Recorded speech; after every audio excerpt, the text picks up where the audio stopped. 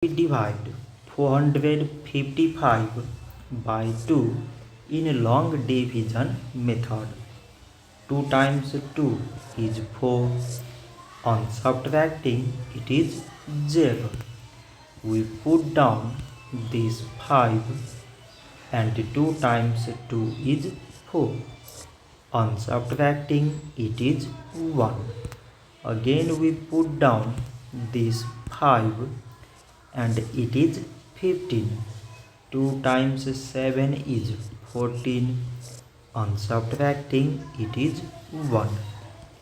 So now this 1 is less than 2 and there is no other number beside. So we put here decimal so that we take 0. So it is 10 and 2 times 5 is 10. On subtracting it is 0. So 455 divided by 2 is 227 decimal 5. So this much for today and thanks for watching.